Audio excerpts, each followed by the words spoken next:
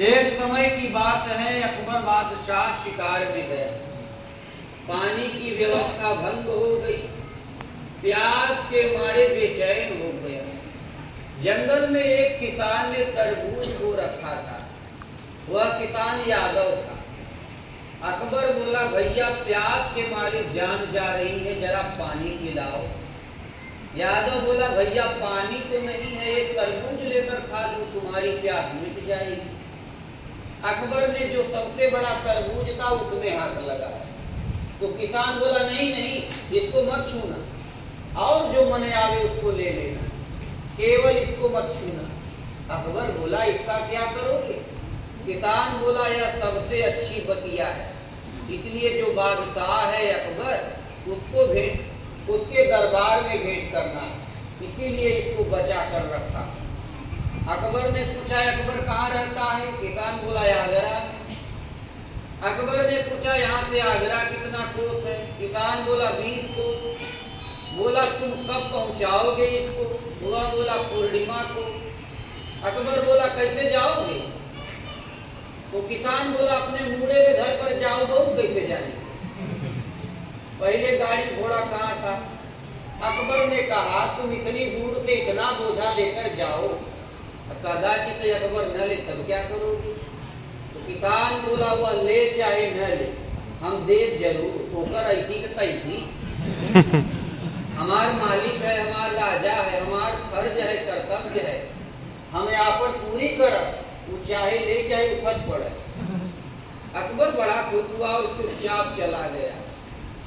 पूर्णिमा के दिन सारा कार्यक्रम बंद, उसी की प्रतीक्षा कर रहा था बैठकर बादशाह। तब बादशाह के मंत्रियों ने कहा, हजूर आज आप कुछ नहीं कर रहे हैं। अकबर बोला, आज मैं बहुत बड़ा काम कर रहा हूँ, तुम हमें बैठा रहने दो चुपचाप, देखो कोई तरबूज वाला आए तो उसे ले आना।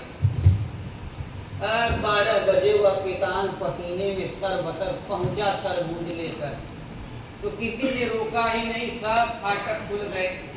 सट से पहुंचा, तरबूज रखा, प्रणाम किया और ताका, देखा अकबर की तरफ, तो सोचा, अरे यह तो वही है जिसके हम बहन बिटिया गली आए थे। और एक बादशाह को गाली देने का अर्थ होता है फांसी, करवा फांसी जरूर दे। चुपचाप पीछे पांव हटाया और धीरे से निकल गया। जब निकल गया तो बादशाह उस समय कुछ फाइल देख रहा था, ऊपर से उठाया, देख लिया था पहले, पर फाइल की ओर निगाह थी। अकबर बोला दरबारियों से कि जो व्यक्ति तरबूज लाया वह कहाँ है? वह बहुत भला आदमी है, हमारे देश का सबसे बड़ा नागरिक है, ऐसा वफादार आदमी हमने देखा ही नहीं। और पूरा किस्सा कह सुनाया। अकबर बोला, उसको जल्दी लाओ, हम उसको बहुत बड़ा इनाम देंगे।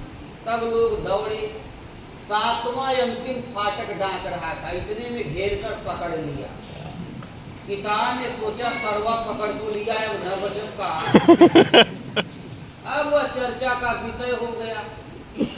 तब वह 7वीं फाटक वाला सिपाही बोला, भैया आज तुमको बहुत बड़ा इनाम मिलेगा, हमको क्या दोगे? किसान मन ही मन जानता था कि क्या इनाम मिलेगा, बस प्राण बच जाते। तो बोला, भैया जो मिलेगा उसका आधा तुम्हारा। दूसरी फाटक वाला सिपाही बोला, भैया हमको क्या मिलेगा, हमको भी कुछ पुरस्कार मिलना चाहिए, आपको बधाई हो। किसान बोला, जो बचा है उसका आधा तुम्हारा। अगले फाटक पर पहुंचा तो बोला उसका आधा, आगे पहुंचा बोला उसका आधा।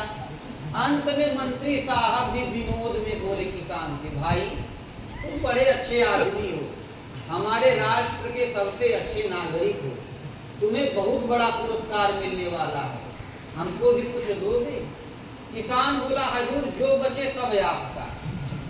जब पहुंचा बादशाह के पास, तब बादशाह ने कहा किसान से, तुम जो चाहो मांग लो, और मुस्कुराया बादशाह। तो किसान ने सोचा, इसको वही गाली करकट है और कुछ नहीं, इसको वही गाली करकट है कलेजे में, इसीलिए मुस्कुरा रहा है। नवन नीच का यति दुखदाई दाई जिन यंत्र धन पुरद बिलाई। इसका कौन ठिकाना? बादशाह ने कहा जो चाहो मांग लो।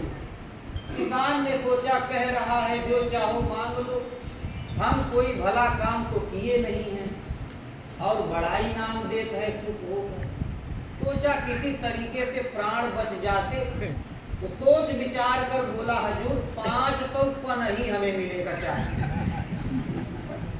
बादशाह बोला 5 तो पनही? अरे अरे यह क्या मांग लिया? किसान बोला हजूर यह मुंह बड़ा खराब है, जंगल में कोई संगत तो है नहीं, भले आदमियों जो अच्छी बोली निकले, अट बट निकला ही करता है, जुबान है, हालांकि मोर कलेजा साफ है। तो यह जुबान तभी उधरी जब 5 तो पनही मिल जाए। लोग हंसने लगे। इतने में जल्लाद आ गया पनही लेकर। बादशाह बोला भाई पहले तुम्हारा वाला हो जाए फिर मैं अपना वाला करूंगा। जब जल्लाद पनही लेकर आया बोला कि चलो तैयार हो जाओ। किसान बोला हजूर कुछ इसमें साझेदार है। आधा उस फाटक वाले उस पहरेदार को बुलाकर कटार कटार 2.5 तो पनही लगी। हो गया यह हमारा। राजा बोला यह, किसान बोला दूसरी फाटक वाले को, तो 125 लगी उसको, फिर उस फाटक वाले को, फिर उस फाटक वाले को, अंत में 2 पनही बच गए। राजा बोले यह किसको? किसान बोला हुजूर मंत्री महोदय। बादशाह ने अपने कपारे में हाथ ठोका, बोला हमने बहुतों को पुरस्कृत किया लेकिन इन गद्दार नौकरों की वजह से कोई बेचारा सही सलामत पहुंचा नहीं कर ले। इतना भ्रष्ट आचरण हमारे चारों तरफ फैला हुआ है।